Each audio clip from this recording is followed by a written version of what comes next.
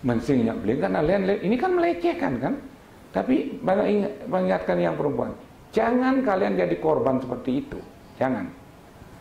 Pertahankan semuanya itu. Karena itu kamu itu ada ceritanya begini.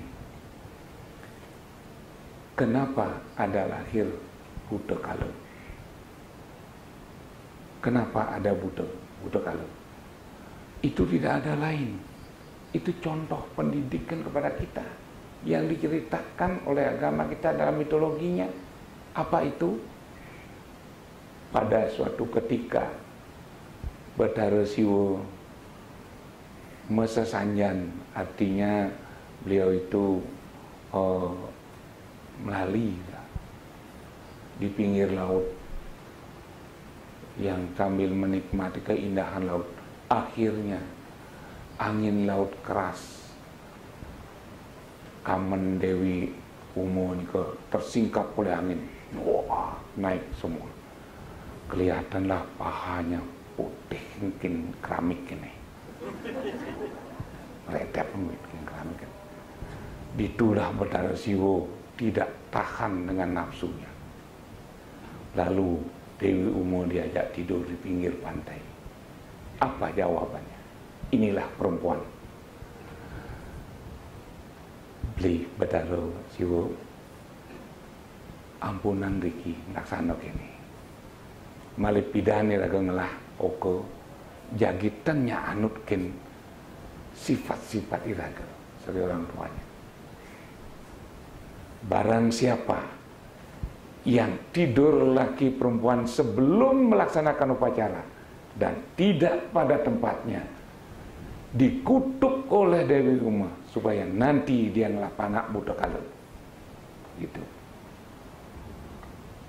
Sekarang banyak Buddha Kala yang lahir. Ya, banyak sekali. Coba besok pagi lihat di jalan. Banyak enggak Buddha Kala yang lahir. Yang dulu Tonyo boknya gembel, sekarang dia gembel. Ya pernah. Yang dulu, aduh yang memedi bidan itu jejaknya makin mati ibu mata bapak. Dan juga banyak sekali hal-hal yang tidak dibenarkan. Dan juga dua kutukan yang pernah baca itu dari Dewi Umo. Bagi yang tidur laki perempuan tidak ada hubungan suami istri dengan yang resmi, maka dia akan melahirkan Buddha Kala. Sudah terbukti. Yang kedua, saat Dewi Drupadi ditelanjangi oleh Dursasana di depan sidang umum, ditelanjangi, dicambak rambutnya, maka Dewi Drupadi mengeluarkan kutukan. Selain dia ingin minum darah Dursasana dan juga keramas dengan darah Dursasana, dia juga mengutuk, kapan ada kaum wanita senang menguraikan rambut, disitulah dendam akan muncul di atas bumi ini. Sekarang. Coba negang sudah motor, bidangkan nyana kerangno, ini ngapain? Nah, dan selanjutnya saudara, itu pernikahan karena arta dan kama. Yang pernikahan arta dan kama biasanya dia menjadi guru rupaka yang tidak bisa bertanggung jawab. Itu penyelemahannya. Guru rupaka yang tidak bisa bertanggung jawab. Demannya ganjalan, kadung yang matajan, jak matajan, ngelah ya pipis, jak dibongkol butuhnya jangan pisah, pangsing tawangnya panaknya. Itulah dia. Nah jadi ini guru rupaka yang lahirnya dari pernikahan kama dan arta. Oleh karena itu saya mengimbau melalui Dharma Canu ini supaya semua umat Hindu dan semua generasi muda tolong perhatikan ini. Kalau ingin mempunyai generasi penerus yang lebih baik, yang dikategorikan Suputra. Nah, akhirnya saudara, apa enggak boleh pacaran? Boleh. Pacaran itu boleh. Tetapi ada batasnya. Ingat itu. pacaran dengan nikah berbeda. Berbeda. Itu. Jadi begitu dia pacaran wajar, karena itu sudah linggi neben ide udara semare dan udara ratih itu, sehingga terjadilah saling daya tarik itu ceritanya. Nah, saudara, yang kita bicarakan sekarang adalah guru rupaka yang nikah dengan dharma. Dharma itu, nikah dengan dharma itu waktu pacaran dia betul-betul menjaga jarak, dia tidak mengumbar hawa nafsu, dia tidak tertarik karena kaya dan sebagainya. Begitu dia nikah, dia akan upacara. Setelah dulu dia menikmati pernikahannya dengan baik dan atas restu kedua orang tuanya. Itu. Sehingga cara jani beberapa ada yang mendengar jak abang bapaknya nak bajang beling gitu. Kan ini beling mana beling? Ada beling angandan beling mana beling itu kan dakwah. Nah itulah yang menjadi bibit-bibit saudara. Nah oleh karena itu sudah mulai kita bicara dari jodoh sampai pernikahan sehingga terbentuknya calon guru rupaka. Calon guru rupaka ini karena belum punya anak. Akhirnya guru rupaka harus mengenal sistem pendidikan moralitas agama Hindu. Apa itu? Ada dua. Satu, sistem pendidikan prenatal, yaitu mendidik anak sebelum lahir atau masih dalam kandungan. Yang kedua, mendidik anak setelah lahir. Inilah yang tugas guru rupaka. Jadi tugasnya begitu. Bagi generasi muda ataukah yang nikah sedang punya istri hamil, ini perlu diperhatikan betul-betul. Kalau ingin membaca kepustakaannya, boleh dibaca di dalam kitab atau lontar Agastya Prana, itu sumbernya. Agastya Prana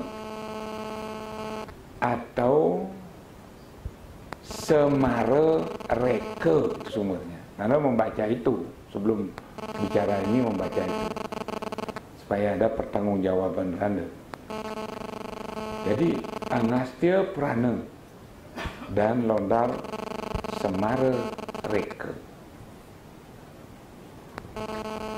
Saudara, kembali kepada pernikahan. Jadi di Bali, hukum di Bali atau adat di Bali tidak langsung calon si istri itu disebut hamil, nggak langsung. Sing langsing terus bayu beling, dah. Ingat ini ya, jangan lupa. Tahap pertama disebut liwat. Artinya dia kotor, sing kotor, liwat. Setelah liwat 1 bulan, baru dia disebut mandang. Nah ingat dulu, catat tuan, jangan lupa. Langsung bocor. Pertama, mandang. Mandang itu artinya kotor kainnya tidak datang. Patut kotor kainnya tidak. Ini sampai lewat 1 bulan, tidak kotor kain lagi, disebut mandang. Dan yang ketiga disebut ngidam. Ngidam. Pernah dengar kata ngidam? Nah, ngidam. Yang terakhir baru disebut abot. Abot. Abot itu sama kasarnya beling. Nah, tidak langsung beling, enggak. Jadi, kalau kita cocokkan dengan ilmu kedokteran, kebidanan, cocok sekali ini, cocok sekali. Begitu dia disebut liwat, artinya spermatozoid dan sel telur perempuan itu sudah dibuahi sel telurnya. Sudah dibuahi. Kemudian setelah dia liwat itu, dia sudah sel spermatozoid ini memecah diri jadi sel. Kemudian dia mencari dinding rahim untuk nempel. Nempel. Setelah nempel disebut mandag. Mandag, gitu. Setelah dia nempel sini, dapat dia pegangan di dinding rahim itu ibu itu, kemudian terjadilah ngidam. Ada nak jak sirap, dogen bilang bangun utah, ada gitu. Ada yang nak gipo, dogen ada yang ngalih nasi, dogen sing warak-warak, ini kan ngidam. Ngidam ke macam-macam. Setelah itu baru abort atau hamil. Disinilah peran bapak yang paling besar. Juga peran calon ibu. Saat istri kita itu mandang, sudah mulai calon bapak ngerti bahwa oh istri saya mandang. Satu, jangan diberikan omongan keras-keras atau omong yang jelek-jelek yang direkam oleh telinganya. Jangan dikasih nonton yang horor-horor, ada yang apa namanya yang sadis-sadis, itu direkam oleh matanya. Dan juga jangan disakiti, misalnya dipukul dan sebagainya, itu direkam oleh kulitnya, panca inderanya rekam. Nah, begitu rekam itu ada pada ibu, maka akan dikirim kepada janin. Karena saat janin dalam kandungan itu, semuanya nempel ke ibu. Telinga, mata, hidung, mulut, kulit, perasaan, makanan, minuman, semua dari ibu. Semua. Maka itu calon bapak begitu mandang. Jangan coba-coba membuat ibu itu jengkel dan marah. Makanya dulu, di zaman dulu, yang bengelah bling, sing dadi mecukur. Bahkan lebih sadis lagi, sing dadi meswah. Oh. Nemalon sing dadi meswah, sing dadi mecukur. Dong sing certonyo jeneng nak mani. Berarti dia tetap akan ngoyong cuma bisa menghibur istrinya, itu maksudnya. Itu terkait dengan psikis, kecemburuan. Sekarang boleh mencukur, boleh, asalkan kita tahu bagaimana menjaga perasaan ibu. Dan lain lagi saudara, kalau istri kita hamil, memang semuanya jelek, potongnya jelek, bedog kiri, bedog kop, jenang cemal cemil. Kan itu, nah disinilah merupakan ujian dari kita di calon bapak oleh janinnya. Sebab saat dia menikah, saat dia kumpul dengan suami istri, semua kata-kata indah, semua bayangan-bayangan indah, tidak ada yang jelek, tidak ada yang cacat, semua keindahan. Iya benar. Semua keindahan. Jadi si janin itu menerima keindahan, lalu diujilah orang tuanya. Potong meme kene bla bla bla, bapak kengken kan itu. Jadi apa bapak saya nginap dogen lain. Ini janin udah mengumpulkan data. Saya tiga meme ini janin udah mengumpul data dia. Awas ya nanti. Setelah lahir, bukan balas semuanya ini. Nah, oleh karena itu, ini yang disebut pendidikan prenatal. Mendidik anak semasih dalam kandungan. Lalu pertanyaannya, bagaimana cara mendidik anak kalau kita belum nikah sudah beling? Itu saja udah maling-maling, ya benar? Orang kena tua, ini nanti baju gede-gede, nanti ngomong-ngomongan gitu. Itu kan ada kebohongan, maka anak yang laki itu penuh dengan kaset kebohongan. Penuh dengan kaset kebohongan. Nah, oleh karena itulah, saudara, terutama generasi muda atau yang udah tua dan yang lah Oko Bajang, Truno, tolong nasihati. Begitu. Nah, jadi, terutama saat ngidam, niki pengalaman randa niki. Pengalaman randa becek sang angon contoh. Napi mawin gentan harus zaman uning apin ketu jalannya Prando nakal lugaseno Truno kan, dan terus terang saja Prando malikuran ini nak ulian hajim. Jadi ada instruksi orang tua, Gus, buang lagelan, dan luang ya nu juang, iya nu juang ni kalok saja. Tapi nampun lagelan, asing ada gitu, sokonem sakapan kadang lahnyen, nyen tadi, Prano nak takut kena junung deh, gitu. Ben pitung dinanya ide panana. Coba, yang lah pengalaman gitu. Tapi Prano sadar apa yang diberikan oleh orang tua adalah terbaik, maka Prano lakukan dan Prano jalani dengan membahagiakan orang tua. Beling sekurang Prano panak Prano beling kelihatan ngidam persis jam 12:30 petang, hujan masih gerimis kan. Di tiang sing ada biung lalap di pola. Dia ada biung ni jale biung lalap dan lalap biung. Ne ujian dengki ne niki nak ujian niki. Dia ada biung lalap. Itu biung petang ni. Karena ingat ke pelajaran itu, sing tadi nengki ini, sing tadi mulambul. Mana oyong gimana?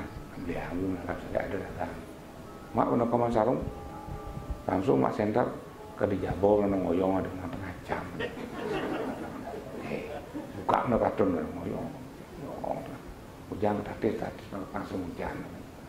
Kira-kira setengah jam, klap lagi beliau ke kamar, anggi-anggian deh. Bah, kita ngalih sing mambuk, waraga ngalih mau tutup, awang manina. Berarti di otak ibu tuh kan ini suami kita udah berusaha, kan itu udah berusaha. Anak itu udah berusaha, padahal kan enggak, dia bohong. Apakah itu nggak bohong? Nak panjang letak, nak luh diuluk-uluk. Yang penting dalam kriteria positif. Nah begitu, Prana terus apapun yang dia inginkan, dan Prana walaupun Prana bidan dikategorikan nak Truno rengas, tapi tangan Prana belum pernah menyentuh istri Prana. Belum pernah sampai sekarang. Belum pernah. Karena Prana sangat ingat dengan ajaran. Akhirnya, buktinya, anak-anak Prana sampai detik ini semuanya hormat, semuanya. Nah, itu satu bukti. Nah, coba sekarang kita teliti di lingkungan kita. Siapa yang punya anak kondengan dan beling? Coba lihat, pasti beda, pasti beda. Nah, oleh karena itulah, saudara, mulai detik ini bagi yang sudah punya anak Bajang Truno, tolong dinasihati, dan bagi yang Bajang Truno, tolong dipertahankan. Kalian adalah penjelmaan Dewi Uma dan juga harus bisa menasihati. Itu. Nah, sekarang apalagi sekarang Prana lihat ya, maaf kalau bukan sirik, tidak ada kepentingan Prana, cuma kepentingan moral. Di jalan-jalan jam sio, nak bajang negak di lenan, bawa mau gambar, celana pendek, mau baju tak mau nih, sing memasak ngau kan ada, yan perkosa kami yan kan itu artinya, kan begitu artinya. Nah, jadi tolong kesimpulannya pendidikan prenatal itu satu, ayomi perasaan ibu. Dua, jangan diberikan tindak keras, jangan diberikan bahasa yang keras, jangan menonton dan membaca buku yang keras-keras, misalnya majalah detektif, gitu baca, punya bisa anak bisa nengengane matanya, bukan. Nah, jadi saudara,